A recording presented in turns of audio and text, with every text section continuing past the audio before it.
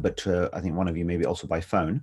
That's fine. I'm going to be sharing my screen, but even if you're joining by phone, you'll be able to follow everything that's going on as well. So I'm going to share my screen now. So you will just want to keep an eye on the screen as we go through, and that will help you. Yeah, help you follow what's happening. Okay, so if you look on my screen, or the screen, you'll see that we're on the homepage of the NZF website. And the reason is because what we're going to do to start off with is to work through, or just show a kind of little walkthrough through the NZF calculator, the Zakat calculator. And that way we will cover all of the things that we need to know about as far as calculation is concerned. As we go along, feel free to put questions in the chat room. And you can put them privately to me, or just for everybody to see, and I will at various junctures just stop and just take in any questions that come through. So feel free to kind of put them in there as we go along, inshallah. All right, fine. So this is the NZF homepage, and if we look here, you've got a calculate button, or obviously there's a menu, there's a whole calculate section, lots of different things here. So actually, whilst we're here, I'll just show you. Obviously, we just have an overview page, the actual online calculator itself, a whole section on missed zakat. So this is basically in relation to zakat from previous years. So that's an important issue. If you have unpaid zakat from previous years, it needs to be made up for. So we have a whole section to help you understand how to do that. Today's nisab. Nisab is a threshold above which you pay zakat when you have more than that amount of money. Various guides, you can ask a question, and then a whole searchable knowledge bank. So it's one of the most comprehensive zakat resources on the internet, to be honest. So there's a lot here that you can benefit from. So we're going to go to the calculator, and if we start the process, then basically we come to this page and we start the calculation. All right. Now, normally I think I just did a webinar, so I think it's just remembered that I had selected all of these. So normally you would start, and then these would be all unselected. And then you would basically just choose whatever's relevant for you from these various types of assets. Okay, so we will select them all today. But if you only have cash, maybe some shares, and you think you might have to pay on your pension, then you just select those, and you would only see information in relation to those. But we're going to select all of them for now, just to kind of cover everything off. And yeah, inshallah, we'll do that in a second. Before we start that, the first thing which is really important to know and to understand is that you should have your own what we call zakat anniversary, which means your own specific date in the Islamic or lunar calendar on which you calculate your zakat. All right. So maybe in the chat room, if you do have that specific date, maybe share with us what is your zakat anniversary. Okay. And if you don't share with us, then I'm going to assume you don't have one yet specifically. And so I encourage you to select one. Okay. Now, this zakat anniversary basically denotes for you what is the last day of your Islamic financial year, in effect. All right. So many of us will say, oh yeah, I pay my zakat in Ramadan. And perhaps a lot of you are here because that's what you're planning to do. Pay your zakah maybe in the last 10 days and nights of Ramadan. But we should have a specific date in relation to which we're making that calculation. All right. Because as we said, it's like the last day of your Islamic financial year. And zakat is very much a balance sheet, snapshot, point in time calculation. What are my affairs on this particular day? And accordingly, I'll make a calculation and then pay my 2.5% and then move on. Right. So you need to have that date. And you can arbitrarily select that date and stick to that going forward, okay? And that becomes your calculation date and really your payment deadline date as well. So as soon as you calculate, you should pay. You can pay zakat in advance and then make a calculation on the calculation date. When the calculation is made, then if you've already paid a certain amount in advance, then obviously you just pay the balance. If you've paid more than you needed to have paid, you can carry that forward to your next zakat payment. All right, so that's something just to be aware of and to have specific and clear, so that each year you're consistently making your calculation in relation to your affairs on a specific day or date in the Islamic or lunar calendar. All right, fine. So now you have these various assets here, and we now move on to the first part, which is cash. So zakat is due on your cash, and include all of your cash, regardless of its source, and regardless of what your intention with it is.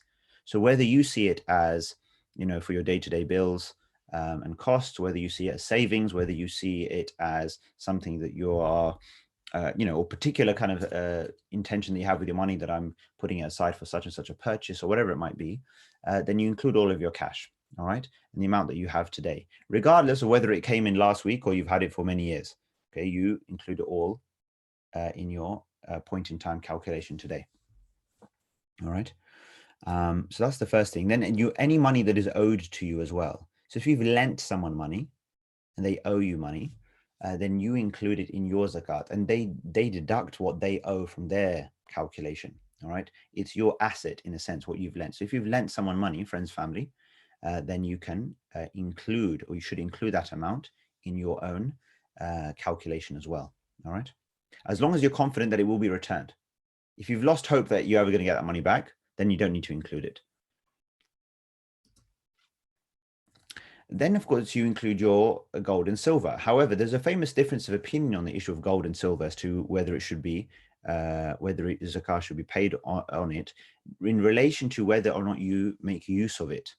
Okay, so the majority of scholars said that, for example, if somebody is using their gold and silver, meaning it's an item of jewelry, they're wearing, lady's wearing a ring or wearing a necklace, or occasionally she takes out some gold, from some gold sets that she have for special occasions or what have you, then they say that you don't pay zakat on that, because that's just like your personal possessions, your items, right? Just like you don't pay zakat on your clothes, on your bag, on your scarf, on your whatever, right? Just whatever items that you own, your house, your car, anything, that you don't pay zakat on these things. And therefore, similarly, they say, well, if just because gold and silver, that's fine. But if you're using it as jewelry, as a personal use item, then you exclude that from your zakat. Whereas the Hanafi school says that no, if it's gold and silver, because gold and silver has been specifically mentioned in the Quran, then regardless of its form and regardless of whether you use it or not, you should include it. Okay.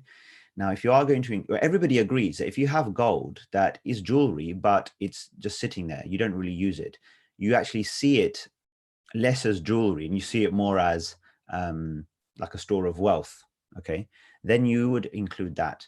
And then you include it at the value that you would expect to get for it, or the cash you'd expect to get for it, where you to space, right? So if you took your gold to the jeweler, how much money would they give to you for the jewelry? Then that's what you would include. So you can include the value, or you can include the grams, the weight, and then we will do the calculation.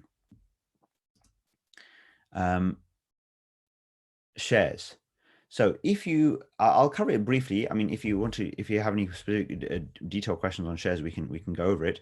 Basically, two types of scenarios. Either you have bought the shares with the only intention or the sole intention of sale. Okay. So the only reason you've bought the shares is to sell them. So a little bit like the intention of somebody like who's running a goods or a business, or somebody who buys and sells physical items. The only reason they buy those physical items is to sell them. There's no other reason. With shares, there can be various reasons as to why you have bought the shares. You haven't necessarily just bought them only to trade them, right? It might be for different reasons. It could be for dividend income, could be for diversifying your portfolio, could be for all sorts of different reasons. If you've bought them only to sell them, like a trading kind of mentality, then the full value of the shares is subject to zakat. It's market value. Whereas if you bought them for any other reason, right, then bought to hold or for dividend income or what have you, then you still need to include them, but the treatment is slightly different. Okay, you pay. Long story short, what happens is you would include the value of the shares here, and we would only take 25% of the value of your shares and apply the 2.5% to that. And that has been developed as a proxy for what we call the underlying zakatable assets of the companies in which you have an investment. Because business assets, so cash and stock and stuff in business, is inherently subject to zakat. So when you have a shareholding in a company, you are a part stakeholder in these underlying assets. So therefore we say, okay, you should at least pay your portion of the zakat that is due. What should be happening is that the management of a company, right, in which there are shareholders, should be paying on behalf of the shareholders. But if that's not happening, and typically that won't be happening for shares that we have or we may have, then we at least do our part and pay on our proportion of the underlying assets. So that's what we say here, that we include you include your value here, and we would apply 25% as a proxy, which has been based on looking at a number of different companies and their balance sheets and comparing some sort of zakatable asset proxy to the market value, right? And then coming up with a proxy on that basis. All right. So that's what we would do for shares. Now, pensions, now with yourselves, to my understanding, you can correct me if I'm wrong here, but to my understanding, the pension schemes that those working in the NHS are on are what are called defined benefit schemes, as opposed to defined contribution schemes. Maybe someone can help me and just confirm whether that is actually the case or not. Okay, so is it the case that you have effectively what's known as sometimes defined benefit or final salary schemes, where basically, yes, you will receive some payment upon retirement. That payment is calculated as a portion, some sort of combination of your contributions, your final salary, your tenure, the amount number of years you've worked in the NHS, etc. Now, if that is the case, then your pension is not subject to zakat. You don't need to worry about it. And the reason is because at the current point in time, there is no specific pot or value of money, okay, or assets that is yours, right? That you can say, I own this amount of money. So it's a little bit like national insurance contributions. We make these contributions, and we as a result, we become entitled to some future payment by the government upon retirement. However, right now, there is no amount of money that I can say, this is my money. Yeah, I've paid into a pot and that's it. If it's the opposite, defined contribution schemes, where there is a defined asset value for what you own today, that if you pass away, your beneficiaries will receive a pot of money that is being invested on your behalf, obviously, to grow your assets, then it is subject to zakat. Now, I'm not going to go into it too much in detail unless somebody says to me that that's something which is required, because my understanding is that all of you, or most of you certainly, would not need to worry about paying zakah on your pension. But correct me if I'm wrong, feel free to pose a question in the chat room if you have a question on that. Okay. So moving on, in terms of ISA, so investment products, and you might have a cash ISA, stocks and shares ISA, you would include the value of those. And again, if it's a stock shares ISA, we would take 25% of the value of the ISA. If it's a cash ISA, then we would take the full value. But also this raises the question here in terms of junior ISAs and child trust funds, in terms of how you deal with children. Okay, because some scholars say that you pay zakat on behalf of minors, those not yet at the age of maturity or puberty. That is the age at which other obligations come into play, right? Prayer, fasting, etc. Prior to that, the obligations aren't there. However, the majority think or take the opinion that zakat should be paid on behalf of minors who may have wealth or assets in their name by their parents or what have you. Whereas the Hanafi school says, no, you only pay on the child's wealth when the child becomes of age.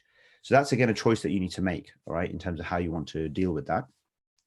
And we recommend either that you stick with the majority of you for both your gold and silver, as well as your children, if that applies to you, meaning that you would not be paying on personal use gold, but if you have got kids, you would be paying for their zakah.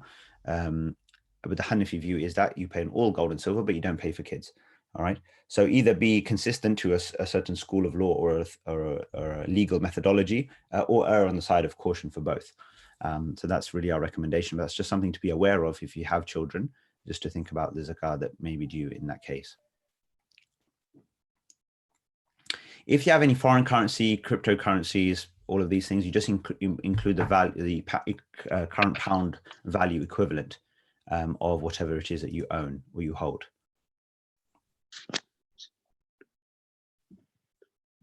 Business assets, as we said, it may not apply to many of you here, but if you have a sort of a side business, or maybe someone in your family runs a business, then at least they should know that zakat is due on the cash, receivable, and stock within that business. Okay, so that's something that needs to be taken into account. And then finally, once you've got all of your assets, you're looking at then money that you owe. All right. What can you deduct? So you can deduct anything that is owed or overdue on your zakat anniversary. So future long-term debt payments we kind of ignore, but anything that's overdue or due now, mortgage arrears, utility bills, any personal loans that you have. Remember, we said if you lend somebody money, they owe you. You include it, but if you owe them, then you will deduct it from your assets. Overdraft, credit card, bill, whatever. any business liabilities. So these are all deductible, okay? But deductible in terms of what is now or due now or overdue, because that's effectively no longer your money, right? You owe it elsewhere. So you can deduct that from your assets.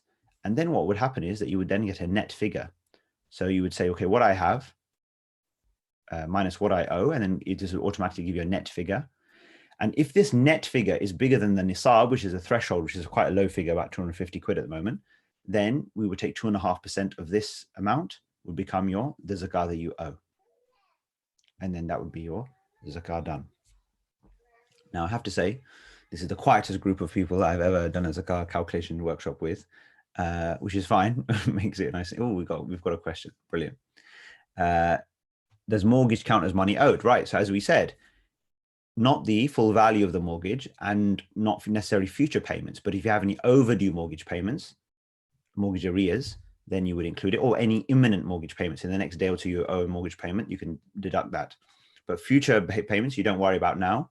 You just make your payments, and then next year, obviously, the fact that you've been making these payments will reflect in your lower cash balance. So yeah, so future long-term debt payments, we basically say you don't need to worry about those. Yeah, crypto, we covered cryptocurrency. We covered that. Here we are, crypto. Enter the value of any cryptocurrencies you own in pounds. So you've got Bitcoin, just take the current market value. What's the pound value of your Bitcoin? You can put it in here, and then you're done. Where will the recording be published?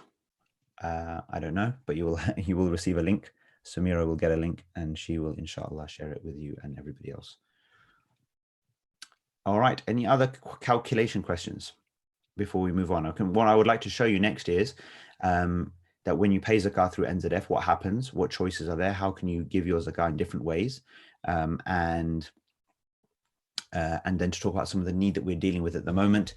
Obviously, the current situation, as you know better than anybody, has a major health impact, but it's had a major financial impact on so many people as well. And so that's something which we can, which I'll show you and cover. All right, brilliant. Starting to get some more questions. That's encouraging. I'm glad that you're with me. Okay, so what if you don't know the weight or the value of gold owned? Well, you need to know one or the other.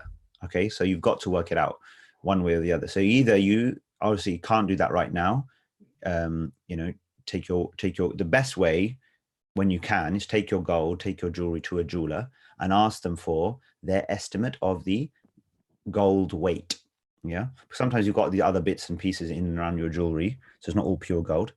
What's the actual gold weight and the gold and the purity? Okay, so if you have the weight, then you can calculate each year. If you've got the same gold basically there, then you can calculate using the current prices what the value of it is.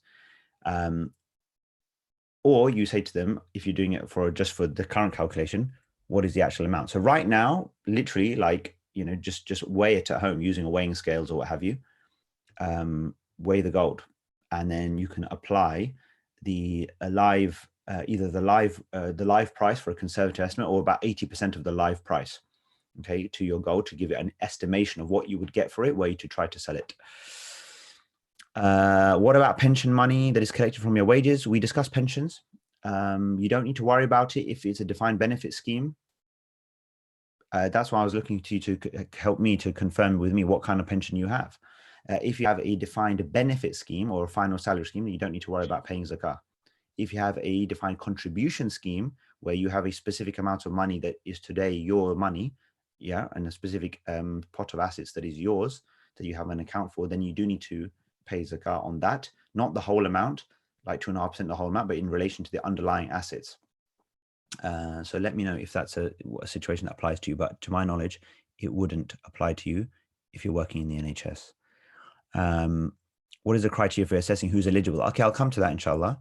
I'll come to that in terms of who's eligible to receive when we talk about, the giving and the application process and everything else. So I will cover that, inshallah. How do you calculate the gold if you don't know the weight? Okay, I've covered that. If you have land back home, which isn't making money, is that included? So it's only included if you bought the land to sell the land. Otherwise, you don't include the land value. Yeah, if you bought land to sell it, almost like a stock type thing, and people do that, right? Speculatively, people might buy land in their countries of origin or the country that countries where the parents were born, for example, and I mean, literally speculatively buying it because the prices are going up in such and such a place, then that you would include the land value. But if you just have land, it's not doing anything, then you don't need to worry about that. White gold. So white gold, it's been a while since I got a question on white gold. So it all depends on the purity of it. It's like the gold, either there's two options. Either you pay on, if there is a gold portion of it, because the point about white gold is mixed, right, with different things. If you're able to assess what the gold portion of it is, then you pay on that respectively. Otherwise, you ignore it, you leave it out, because I think it's a very low sort of purity gold, right, or low gold content. Yep. So that's that. Any other calculation questions at all?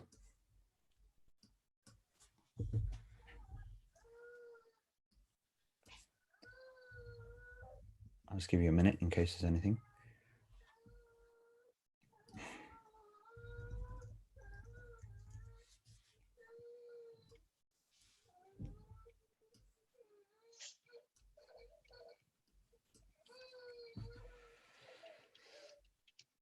Anyone?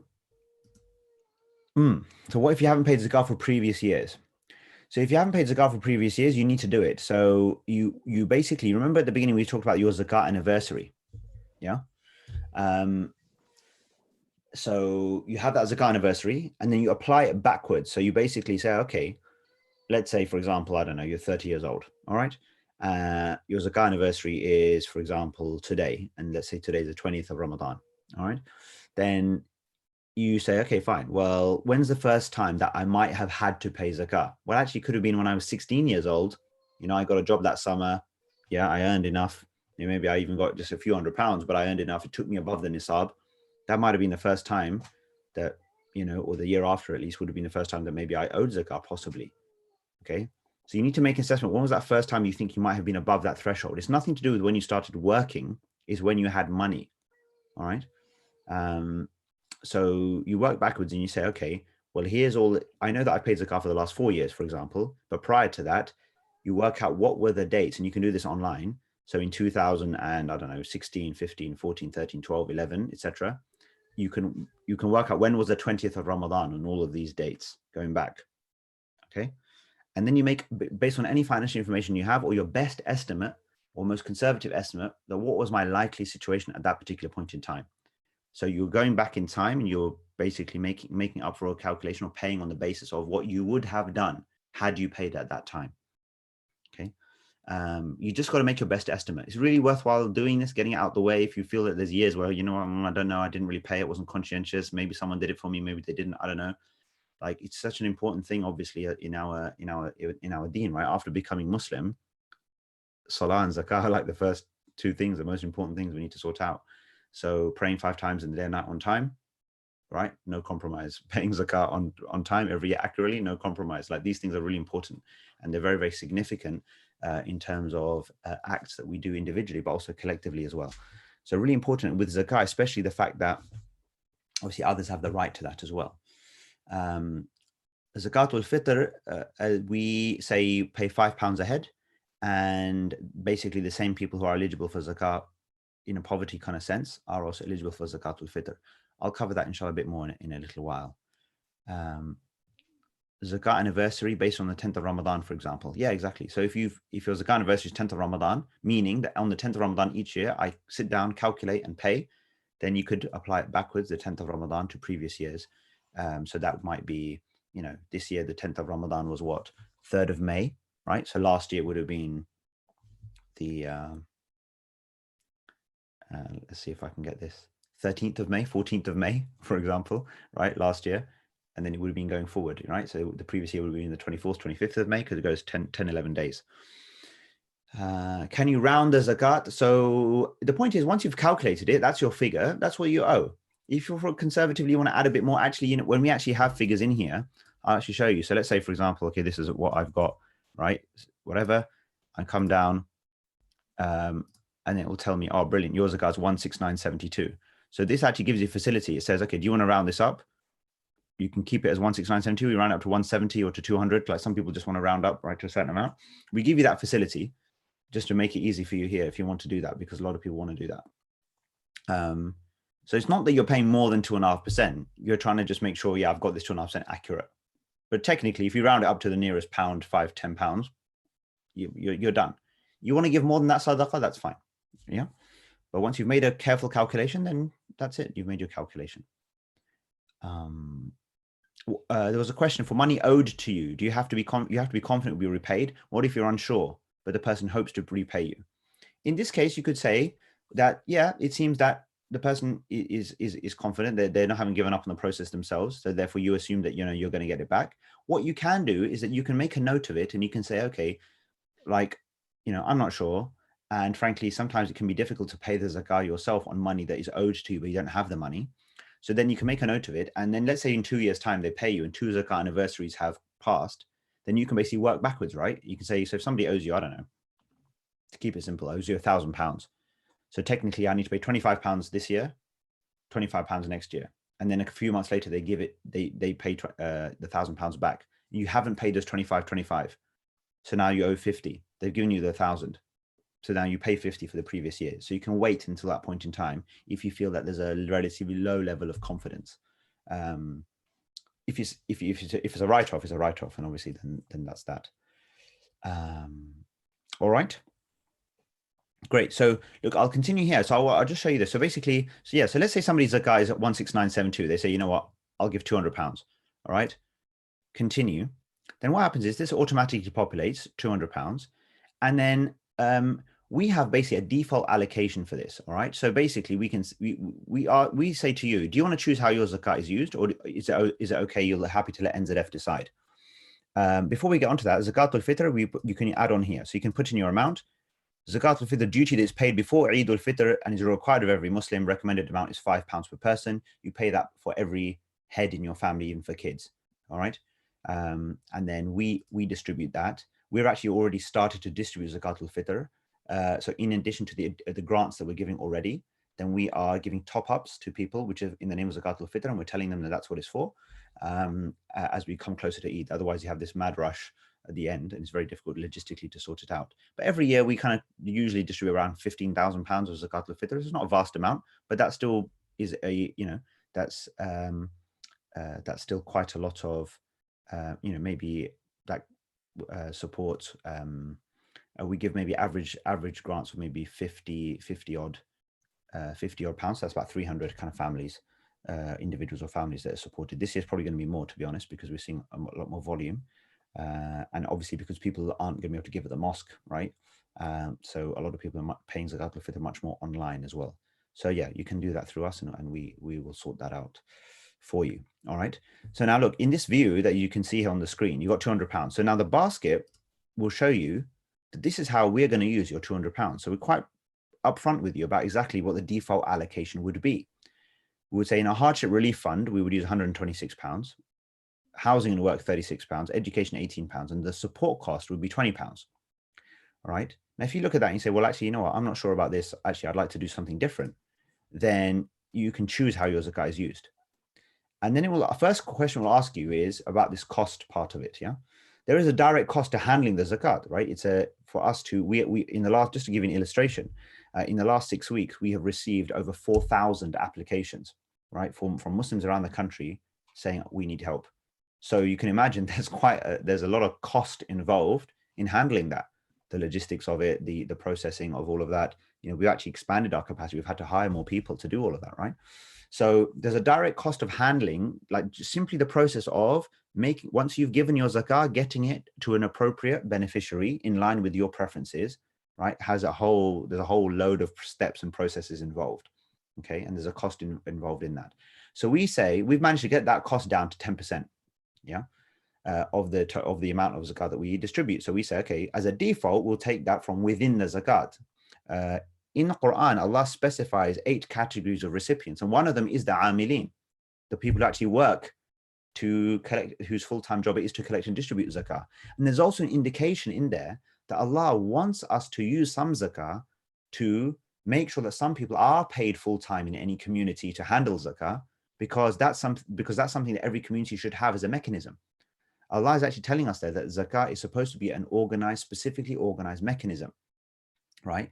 That for any community supposed to have a zakah body. That's what why the National Zakat Foundation was established in 2011, because that was kind of missing. There was not such a thing as a zakah body. Yes, there are lots of different charities taking zakah, but they kind of seeing it as just another source of charitable funds. But it doesn't give any coherence or any unity or any togetherness in how our zakah collectively is handled. All right. So that was the purpose here. So that's perfectly valid, right? So if you're giving £200 of zakah and 20 quid of that is used to support, that's perfectly valid. It still counts as zakah. If you're not happy with that, then you can add £20 and then have all £200 go directly through to the beneficiaries. Okay, so if in the default scenario, £20 would stay with the organization, so to speak, for the cost, and £180 would go through. If you're not happy with that, you can add £20 and £200 can go straight through. So let's assume that you do that. Okay, let's say you say, okay, actually, you know what, I want all £200 of the card to go straight through NZF to so and so on the other side. So I'll add £20 to cover the costs, and then you go to the next part.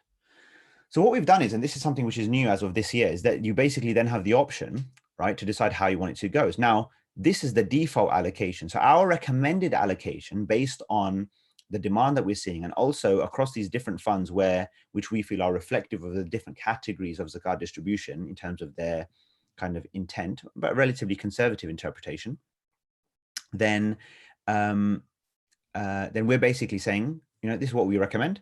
But you might say, well, you know what, I want to spread it equally, right? So we do 34, 33, 33, for example, or I'll decide, no, actually, you know what, I'm not interested in this education business. Actually, you know what, housing and work, forget that. I just want to go pure poverty, right? Pure poverty alleviation, let's say, hardship relief. So you can do that, £200 straight, and that's it, right? So in this case, this is, if you like, maybe what the most conservative zakat giver would want to do, right? That they've made it 100% zakah and pure poverty alleviation, nothing else. And we're seeing people who do that, and that's partly why we set it up in this way, so that people who err on that side in terms of their preferences, that they're able to do that. Otherwise, people can say, well, no, actually, you know what, I'd like to spread it equally, right? Personally, if it was me, that's what I would do. I would spread it equally, because to have an equal stake in the different types of support, because these are all very different and all very important. So hardship relief, where we're getting a lot of demand at the moment, is where obviously we're providing quick access grant to somebody to help them deal with their basic costs in the near term, where it's difficult for them, where we assess that they're unable to afford their minimum needs in the next month or so. Housing and work is much more about empowering, right? It's different. It's about helping somebody to secure affordable accommodation, which often is the basis for them sorting the rest of their life out, or helping them through investing in their skills and training and development to gain employment. One of the things that we've actually done is we funded the retraining of immigrant doctors sometimes. So there are people working in the NHS today that have benefited and whose path to doing so has been smoothened by NZF, right, and facilitated, where they have been unable to meet the cost of doing that. So that's something which has been part and parcel of what we've done before as well. And then the education fund is about supporting the learning and development of call it our kind of our community servants, maybe even public figures within the Muslim community. So people running organizations, imams, future scholars, like to invest in their learning and development. Now, that's obviously something which typically is very difficult for them to afford sometimes. So an imam, for example, who might want to become a qualified counselor because that's such a big need in the local community, well, that costs money. That costs a few £1,000s to get accredited counseling qualification. So that's something that we can support with, because then that increases their capacity, their benefit in the community. And that's something really, that's a type of thing is also critically important for the future, or our future, and how we develop here as a community. All right. So anyway, you have these options here. Now, on the other side, right, and this is what I just want to show you, when people apply, right, then they press apply, then they see a similar thing. They then apply, depending on their needs, to the Hardship Relief Fund, Housing Fund, the Work Fund, Education Fund. So they can look at the information. So on the Hardship Relief Fund, for example, they'll click on that. Right, this is what an applicant would see. Right, this is what we do. What can I get help with? They can expand each of these and understand. What can I get help with? Can I apply? How much help can I get? How long will it take? What happens once I've applied? Etc. Etc. Etc. So all the details, and then they can apply. So if you can see now, what's happening is that basically we're queuing up the money in their different lanes, if you like, hardship relief, housing, work, education, and then you've got applicants on the other end on these different funds. So effectively, we're just providing a matching service in the middle, right, where you can give with confidence and to people who are being assessed, vetted, right, qualify, and then the money is distributed to them, basically. And we distribute on a first in, first out basis. So basically, the money goes out in your names in the order that it comes in, which is fair. I mean, there's no other reasonable way to do it, I think, right? And then in those funds. So, so now what we've developed, we started introduce a service called Zakat Tracker. And so what that does is it actually notifies you. It doesn't just give you a receipt to say, oh, thank you, you've paid your Zakat. But say in 2, 3, 4 months' time, when your Zakat has been distributed, you'll get a notification to say, oh, guess what? So let's go back to this example. Let's say that this is what you do. You give £200 of Zakat and you give it in this split. So say in 3 months' time, you'd receive a notification to say, oh, £68 of your Zakat has been distributed now. And it was part of a £400 grant that went to an individual female recipient in Bolton, for example, right, who had suffered from domestic violence, for example, right? So then you would get that level of information.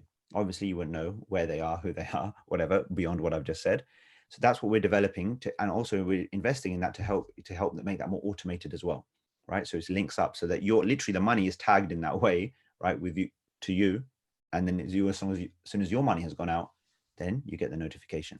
And then obviously subsequently, if the housing money goes through, or you've helped somebody get into new accommodation, or you've helped somebody in terms of their learning and development, invested in them so that they can be of better service to Islam and Muslims, then you would get that notification.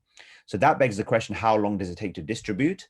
And that really varies, because obviously, whilst the demand picture in terms of applications typically has a smooth curve, obviously the recent times have been a big fluctuation, but it's typically a smooth increase over time. Whereas with the giving, it's completely different, right? It's so concentrated in Ramadan, and then so concentrated in the last 10 days, and then the last few nights. So literally somebody who gives at the beginning of the 27th night of Ramadan, their zakah might go out a couple of months before someone who gives at the end of the 27th night, because literally in that night, we get hundreds of thousands of pounds in 6 hours or 7 hours. Yeah. And so that might represent 2-3 months of distribution. See, at the moment, we're distributing around 300 to 350,000 pounds a month. Okay. And so if we get £500,000 on that night, then you can appreciate that going forward, that means there's a lag, right, in terms of the timing with which it goes out. So we typically, the quickest it goes out is about 2 months, and the longest we allow it to go out is like 11 months, meaning that by the time you pay your next zakah, you know that your previous one has gone. Yeah. So that's how it works. Yeah, there's a question. In previous years, some scholars have been slightly vocal about NZF use of zakah in certain areas. Has this been addressed?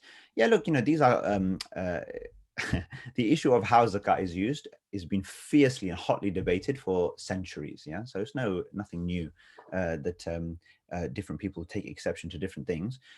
So we feel we have addressed concerns in the way that we have set ourselves up now. Yeah, so what I'm showing you now in terms of what happens and how we handle zakah and how people apply and how you give, all of this is new as of basically this year. And we have actually received fresh certifications from 2 different scholarly boards to approve all of the policies and processes that we have, and they audit our work as well. So you can give with total confidence. This is as conservative as it gets. So now the model basically is like individuals fund individuals. In 2018-19, we had a small percentage of funds, about 15% of funds that was spent on projects.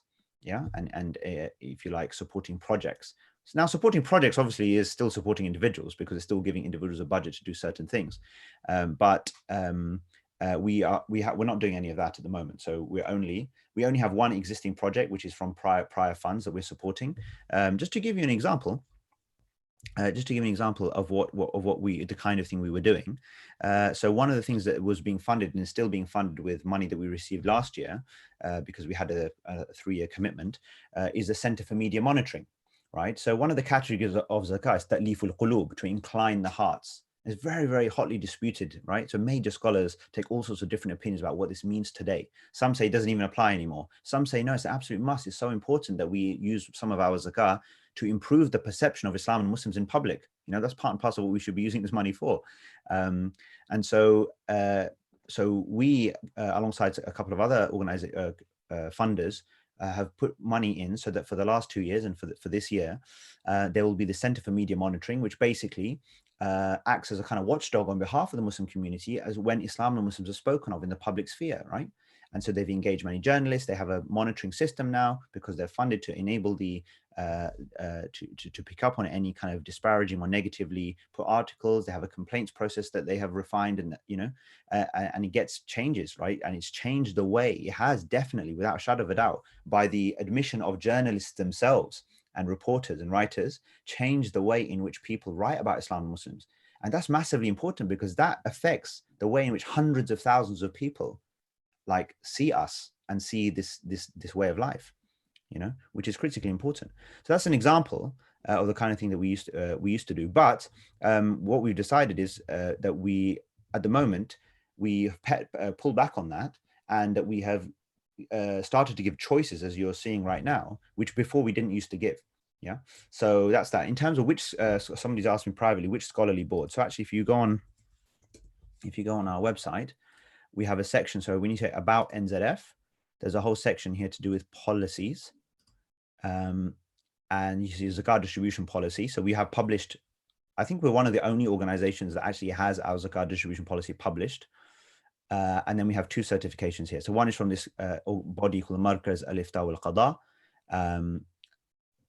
So that has been, so you can see the certificate here. So this is about, this fatwa confirms that the policy document adheres to procedures, practices, and processes detailed in the books of fiqh of the Hanafi legal school, which, as far as zakat is concerned, is the most conservative school. And so that's what we have, as well as the Islamic Sharia Council as well. And the certificate is here. So you can see that there. All right. Right, so that's that. So look, I'll just close off with a couple of final words, which is to say this, that get us to think about what is the actual, so what's the point of all of this, right? Why do we give zakat? What's the real significance of it? And the real significance of it is often lost on many of us. We think that, okay, all zakat is about is me doing paying a certain amount of money, and I've done it, and it's for the reward, and I fulfill my obligation, I purify my wealth. Now, all of these are components of zakat, but the real question is, why has Allah instituted this thing in the first place? And the answer is, as we know, we say it's a pillar of Islam. And the only difference that we need to realize is that when we say that, it means more than we think. Often when we say something's a pillar of Islam, we understand, oh, it means I need to do such and such a thing. That's true. Yeah. But it also literally means it's a pillar of Islam, meaning it upholds Islam. It upholds, it protects, it furthers devotion, commitment, subservience to God Almighty. That's what zakat does. How does it do that? Well, in principle, if you look at the classical principles and the prophetic practice and the practice of companions and recommendations of scholars throughout the centuries, the way in which zakat is supposed to work is that it's supposed to be pooled and done collectively. It's more tax than charity. It's not actually supposed to be an individual act where everybody randomly decides, I like this, I like to give in this country this year, that charity the next year, over here the other time. It's supposed to be pooled and go into some sort of collective pot that is managed on behalf of the community. Yeah, that's actually in principle how it's supposed to be. And where possible, it's supposed to be done by the political authority. So in Muslim countries today, it's a government function, or should be. Unfortunately, they don't all take that seriously. But it's supposed to be a government function, right, to organize the zakat of the Muslims in the particular place. Where we're not in a situation where that's happening, then the best that we can do is have a zakah body, which is what we're trying to be, or trying to kind of provide that service. Otherwise, it's very haphazard. And the problem with haphazardness is, randomness is that is precisely that, it's random. And the point is, you don't achieve anything coherent or collective necessarily by everybody randomly going off and doing whatever they want to do, even if individually each thing that is done is good. Yeah. So it's like, take budget holders within the NHS, for example. Yeah, there's a coherent overarching direction for which money is utilized, or council tax, right, is managed in a underlying coherent set of principles. It's not individual members of the borough deciding, I want to pay for this and I want to pay for that, because then there's no collective. Collectively, it will be mayhem. It will be a big problem. And so that's the idea. Zakat is supposed to be that source of funds that gives us that collective sort of thing. Classically, it was always prioritized locally, and obviously because of our we're still kind of working through perhaps our immigrant type of processes, in this country, and we see difficulty and poverty around the world. So there has been, obviously a big trend to give zakat internationally, but that's actually quite an alien practice if you look historically as to how zakat is supposed to be organized. It's supposed to be about the future of Islam and Muslims where you live. That's where we have responsibility. That's where we have accountability. Think about it like this. It doesn't matter what, say, take in London, for example, it doesn't matter what the Muslims of London do as far as giving around the world. If there are Muslims in London who are zakat eligible, have the right to zakat, and are literally in their thousands as they are now, knocking on the doors of Muslims for support, because when they come to NZF, they're really coming to you, right? Coming to zakat payers. Then there is no excuse for us not to fulfill their needs. There's just no excuse. So we can argue in our minds about, well, relatively they're not in as much difficulty or this or that, but I can tell you, we come across homeless Muslims, suicidal Muslims, hungry Muslims every single day, every day. Yeah. Like, and in sometimes the most desperate and difficult of circumstances. And some of you might be more accustomed to seeing that and understanding that better than most, perhaps. A lot of our webinars are with, people working in management consultancy and banking and law and everything else that may be a bit more removed from on the ground realities, whereas of course you're much closer to all of that.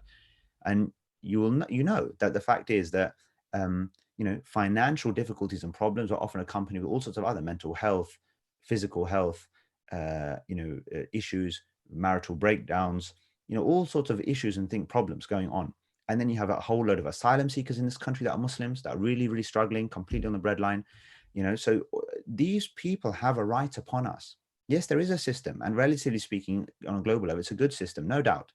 But we know that so many people fall through the cracks. Otherwise, it wouldn't be the case that millions of meals have been served in food banks over the recent years. Why is that happening? That's not because people are just by default scroungers. That's because they're actually hungry, regardless of the system. Now, when it comes to believers in our communities, zakah is there to be a binding mechanism for the believers in any one community. Otherwise, all our talk of community is theoretical. It's just lip service. It's not true. Yeah. And that accountability and duty that we have does not disappear just because we decide to go and do something else. Whereas we don't have an equal level of accountability to every poor person in the planet. That obviously doesn't make any sense. Allah is not going to say to us, ask us individually about every other person in difficulty on earth, but he certainly is likely to ask us more precisely about those who are right in our midst, the ones that, the ones that effectively could only turn to us for support. So it's really something important for us to realize that we need a bit of a rebalancing. We have a 199 ratio in terms of local versus international at the moment, which is so off. It's just away from like where we need to be in terms of meeting our responsibilities as a community and looking forward and ahead in terms of where the future really lies. Because what giving achieves is not just a material effect. It is the fact that when Muslims come to Muslims for support, if we say no, if we're in a position where we have to say no because we just don't have the funds, or basically givers have not given, even though the wealth has been there, then what do you think that does for their Islam? That's the point. That's why zakah is given to those in poverty. Because if it's not, then their Islam, and Islam generally speaking, is eroded or weakened as a result. Yeah, their affiliation, their connection with the community, and therefore their level of hopelessness and despair, not just in people, but in God himself, starts to increase. And that becomes a massive problem. Yeah. So dealing with these issues and empowering people and empowering our believers and empowering those who are at the forefront of representing us are all part and parcel of securing and investing in our future here as Muslims. And that's something we desperately need to do because we have a lot of challenges coming up, potentially as a community. We already have had, and not just internal, but external challenges that we will face. And many scholars currently, contemporary scholars, they do warn of the fact that in a post a situation like this that we found ourselves in, when financially things have been really difficult for people across the board, unfortunately, negative tendencies within societies and within communities come out.